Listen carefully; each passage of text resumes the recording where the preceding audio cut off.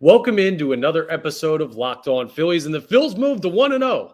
But it was not an easy path to get there. We'll break down game 1 of 162 on today's episode.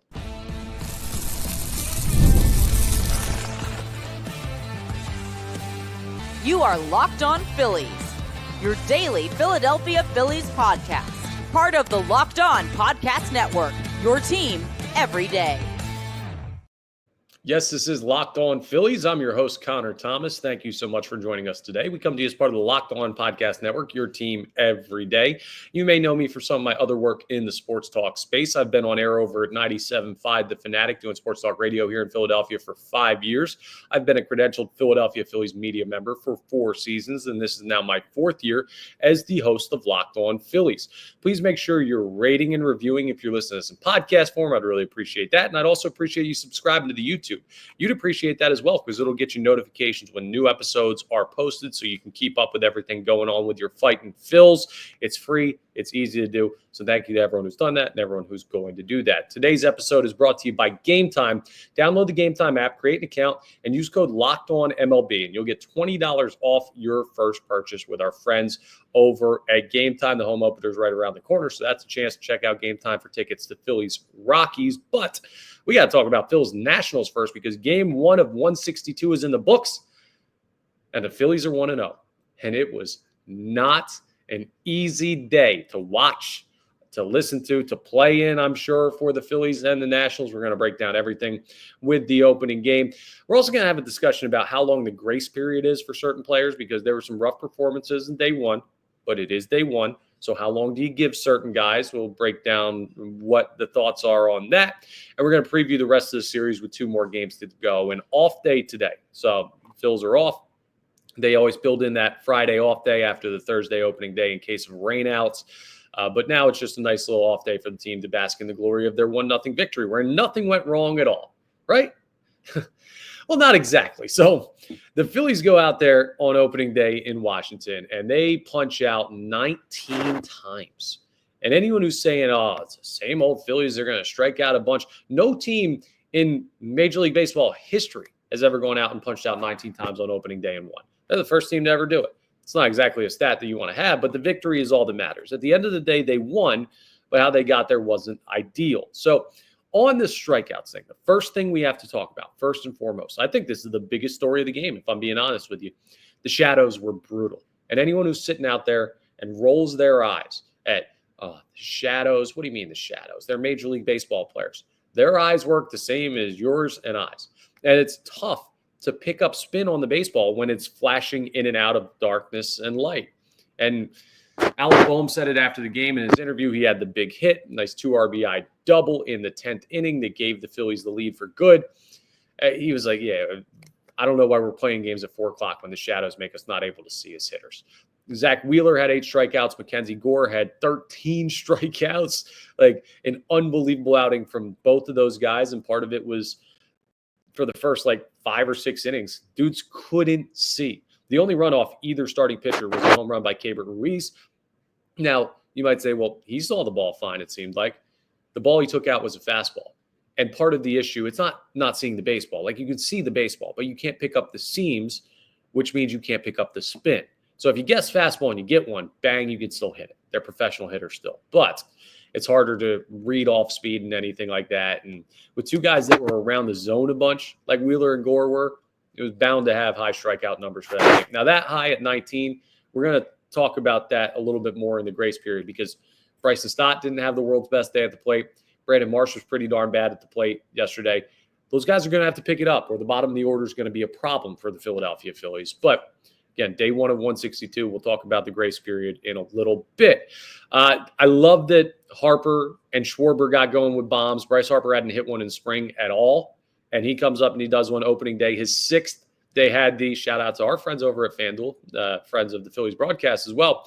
They had the FanDuel Stump the Fans question. It was how many home runs have the Phillies hit, or has Bryce Harper hit on opening day? And it's at 5, all with the Nationals. And then seconds later, he just goes yard because Bryce Harper just has a feel for the moment. He's like the anti-Nick Castellanos. Nick Castellanos goes yard when bad things happen.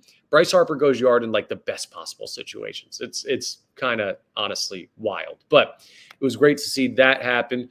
And then for all the folks that were like, well, same old Phillies living and dying on the home run, manufactured a run with a couple of base hits, one a double by Max Kepler, but another one a base hit that led to runners on second and third, and then a wild pitch led to a run being scored.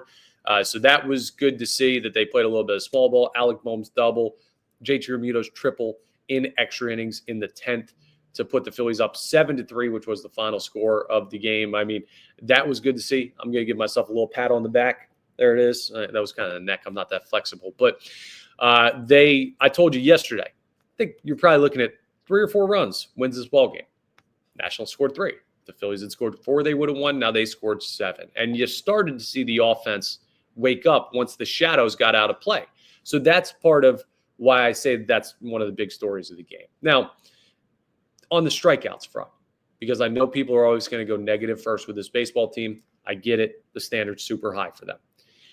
Anyone who's worried that that's same old Phillies, terrible approach, it wasn't the approach. I don't think that's what it was at all. In my opinion, at least, you can feel free to disagree and let me know in the YouTube comments if you saw it differently. But they were like swinging at balls at their feet or way outside or above their shoulders. Like Mackenzie Gore was just pounding the strike zone because he knew the guys couldn't see what he was throwing. And he just got up on dudes and put them away. You got to tip your cap sometimes, not to the level of 19 strikeouts, but Mackenzie Gore, solid arm. He's not a nobody. And he had a really good day. You saw the same kind of stuff out of Wheeler, just not the strikeout numbers, but still. Wheeler was pretty damn efficient. It was a quick game until it wasn't. And then there were a bunch of pitching changes and they go extras. But I don't think it was an approach thing. I'm not telling you through game 1 that the approach is fixed. I'm just saying that wasn't the game to say, wow, they're still doing this swing at everything thing. No, that was more Mackenzie Gore was the aggressor. I'm not saying they should have swung it more, but I'm saying maybe the Phillies needed to be more ready to hit. But I don't view that as an approach issue. It was just a game where dudes couldn't see what they needed to see at the start of the game, and pitchers took advantage. And to start the season, pitchers are always going to have the leg up on hitters for like the first 3 weeks or so until guys get into the swing of things and start to really hit their stride in the early part of the season. Defensively, the Phillies were pretty darn solid. There were a couple of plays when Orion Kerkering threw. Orion Kerkering, first guy out of the pen for the Phils, and he looked good. He threw a slider. I forget who it was that was up, but he threw a slider that a dude swung at. It ended up hitting him on like the outside shin of when he was finishing his swing. That's I can't wait to see the pitching ninja breakdown of that one because that's filthy.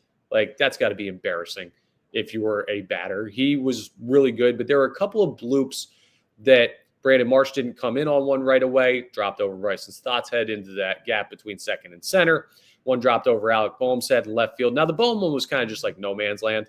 Didn't get there. Kepler's not the most fleet of foot in left field. Bohm's not the most fleet of foot at third base.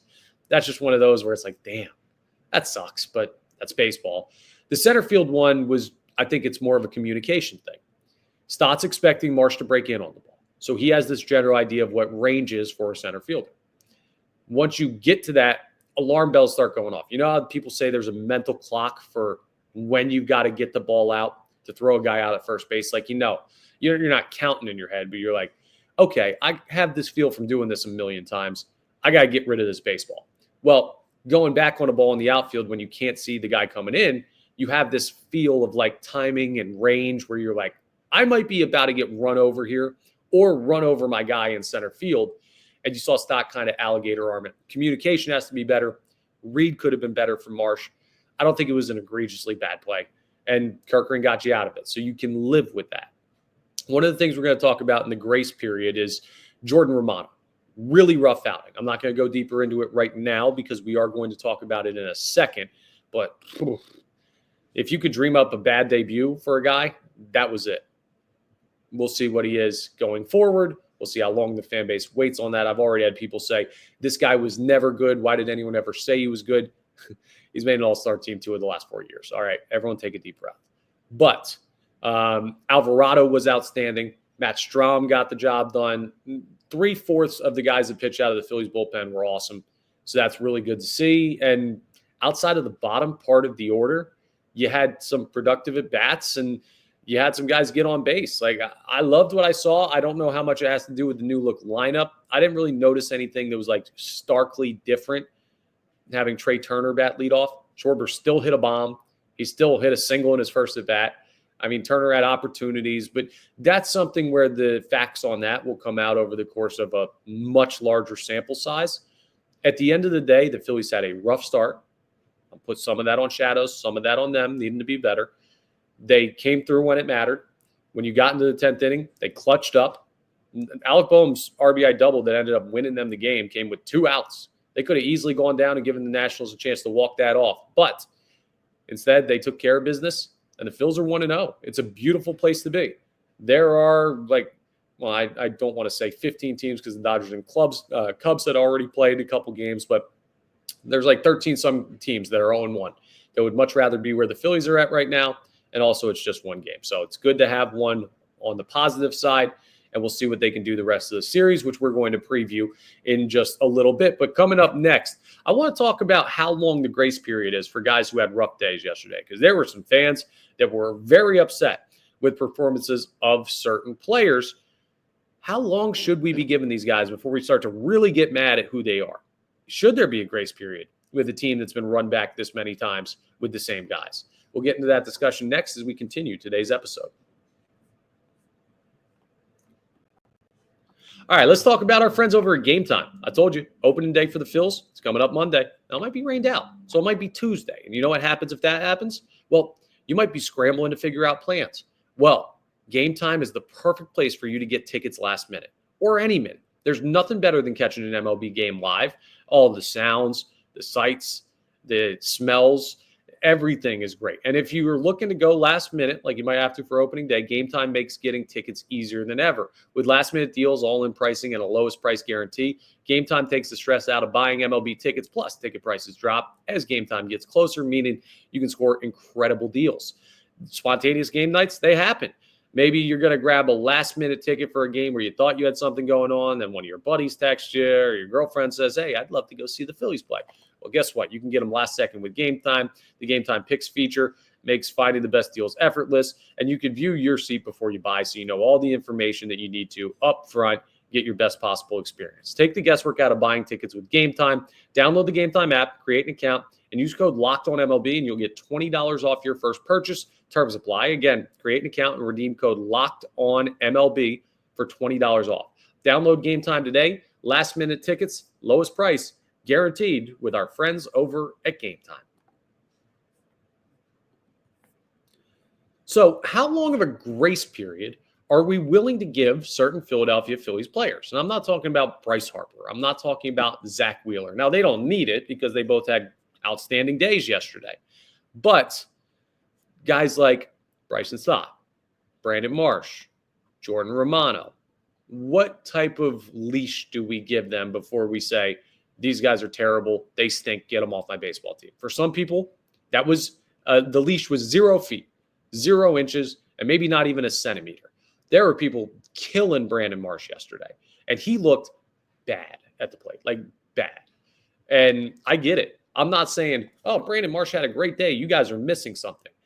I'm saying it's day 1 of 162 with a guy that just got told he's going to be your everyday guy in center field. And we're crushing the guy already. Yeah, you've seen him play a couple of seasons where strikeouts were an issue with the Philadelphia Phillies. Yes, strikeouts are going to be the major thing that he's going to need to fix in order to reach his ceiling as a major league hitter. But it's day 1 of 162, and the Phillies won the game. And I don't understand the people that are, the book's out on Marsh. He's terrible. He's never going to be good. He can't hit at this level.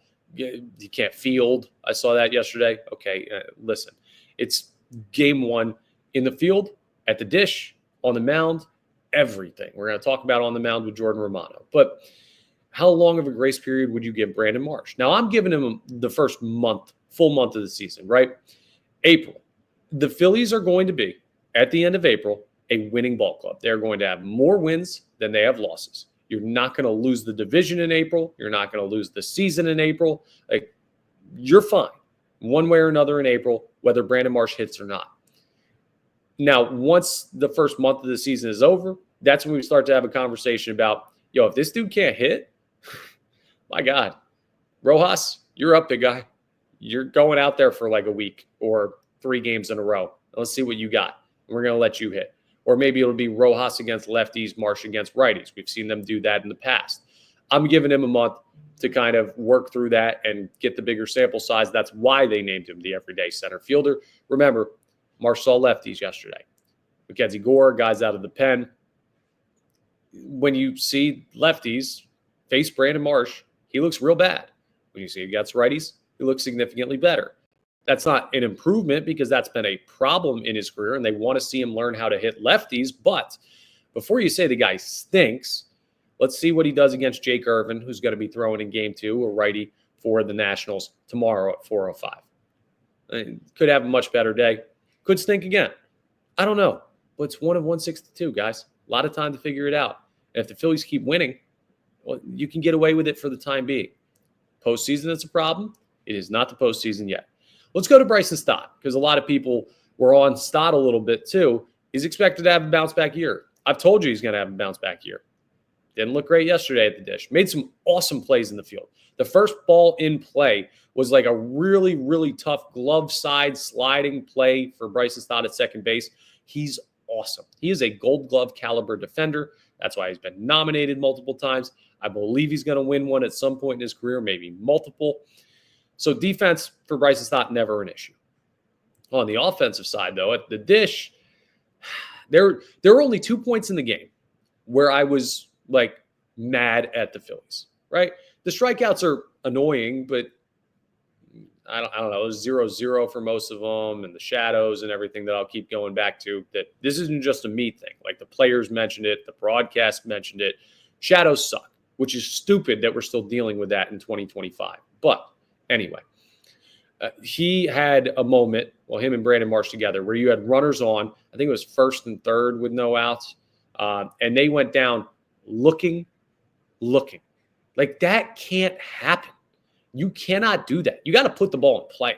And having those 2 guys back-to-back at the bottom of the lineup only works if they don't both stink. And yesterday, those guys both stunk with the bat in their hands. Now, that's just yesterday. Tomorrow's a new day. So I'm not saying the player's bad. I'm saying the performance was bad. And if that continues, might have to rework the lineup again, but you're going to need a bigger sample size than that. Bryson Stott's sample size is going to be like his leash that we're talking about, grace period, whatever you want to call it. It's longer than Brandon Marsh's because we've seen this guy be a plus hitter at the major league level. We know he's capable of it in some form. He's just got to get back to the guy that he was in that season 2 years ago. And he can be that guy again. He's going to work through it. He's going to find the right approach. I still have a lot of faith in Bryson Stott. And with him, I'm not going to start to worry about Bryson Stott until we get 2-3 months into the season. Like I'm going to give him significant time because his defense will absolutely make up for his offense. And his offense, I think, is going to come around more consistently than Brandon Marsh. And then the final guy is Jordan Romano. Now, if you don't know about Jordan Romano, just say that, right? If you don't know who he is, if you didn't watch him, if you didn't check his numbers in Toronto, like that's fine. But for people to be tweeting me saying, why did we get this guy? He was always a trash can. He's terrible. Get him off the mound. He was never good. Like, whoa, slow down. He had some great numbers in Toronto. He was a multi-time All-Star there. I had an interesting set of numbers that I pulled up with Jordan Romano that may explain a little bit about his performance. And that's where he pitched in the game. He got the 8th inning. Now, typically in Toronto, he was a 9th inning guy. Now, how typical was it that he was a 9th inning guy? In the past 2 years in Toronto, Jordan Romano appeared in 74 baseball games out of the pen. 65 of those appearances were in the 9th inning. He threw in the 8th inning only 9 times over the past 2 seasons, and today he threw in the 8th inning. Bullpen roles are important, right? When you look at how guys want to throw, think about Hector Neris, who, by the way, was rough down in Atlanta for the Braves. Appreciate the assist from our old pal Hector as the Braves lose their opening day game. He was great in the 8th inning. Dude couldn't figure it out in the 9th. Might be a field thing, might be a pressure thing. I don't know what it is for each specific pitcher, but there are certain things that guys don't do well with, and Jordan Romano might just be a ninth inning guy. And Rob Thompson has a lot of different pieces in the bullpen, right? He's got new arms. He's got a different structure with Jeff Hoffman and Carlos Estevez leaving and trying to figure out where all these guys slot in now, adding Romano and Ross and Kirkering's development and Alvarado's bounce back and Strom, is he hurt, is he not? So I'm going to give about a month, not a grace period to Jordan Romano, to Rob Thompson to figure out what the bullpen's going to be. Romano doesn't even, I think, need a grace period. I think he's going to be just fine. He just had a really weird, bad debut. And anyone who thinks, oh, he stinks, that was probably the first time you ever seen Jordan Romano pitch, right? So slow your roll. He's going to be just fine. He's super talented. The problem with him is not performance. The problem with him is availability. And velocity looked good. Just wasn't spotting it well yesterday, and that'll happen to guys. Bad day to have a bad day. First impressions are very important. In sports, though, they matter less than in life, right? They do. You don't need a firm handshake if you're going to go out and you're going to be good the rest of the way, but people are going to talk about the opening day start more. So I'm here to tell you, Jordan Romano is going to be just fine. He may not be elite. He may not be like a top tier closer, but he's going to be an above average reliever for this team. I firmly still believe it. So I'm not ready to throw out the book on Jordan Romano after 1 inning's worth of work. He gave up 2 runs. It was a rough outing. You got to live with that sometimes as a bullpen arm. So we'll see what he does next time he's out. You got an off day today, so everybody should be available for tomorrow to throw against the Nationals if you need Romano out of the pen again. And hopefully that next one goes better than the first one did. By the way, did not realize, it didn't click until, because I guess I've seen this other guy wear Phillies hats before. He looks just like Lil Dicky. If you know the rapper Lil Dicky, or if you don't, look it up, spitting image of this guy. So I'm going to have some fun with that this year. I already put a tweet out with a picture of Lil Dicky saying, now pitching for the Philadelphia Phillies, Jordan Romano. I don't know. People thought he was maybe enjoying some of the special lettuce in the bullpen because of the way his eyes was looking. Guys, I get it. It's opening day. You haven't gotten baseball tweets off, but Jordan Romano is going to be just fine. Those are my grace periods for the real 3 players that stuck out, I think, as negative points in yesterday's game. But again, you still win. And if the Phillies keep winning, for now, that's all that matters. We'll talk about bigger picture when we get deeper into the season. Coming up next, we're going to continue to focus on the smaller picture, but we're going to expand it just a little bit to the next 2 games because the Phils are going to finish out the series in Washington over the weekend. What are the chances they could start with an opening series sweep? I said 2 out of 3 is what you got to do. Well, they already got the first one.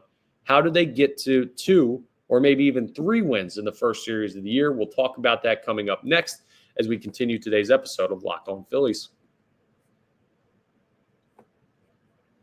But first, I got to tell you about Prize Picks. Yeah, baseball season's in full swing, and there's no better way to get in on the action than with Prize Picks, the best place for daily fantasy sports. I brought up 2 names yesterday, Schwarber and Harper. And guess what? Both of those guys went yard. You could have won some money. With Prize Picks, you just pick more or less on at least 2 player projections. And if you're right, you can win up to 1,000 times your cash. That's why they're the best place for daily fantasy sports. Whether it's strikeouts, RBIs, first inning runs, or as I brought up yesterday, homers, Prize Picks keeps every game exciting.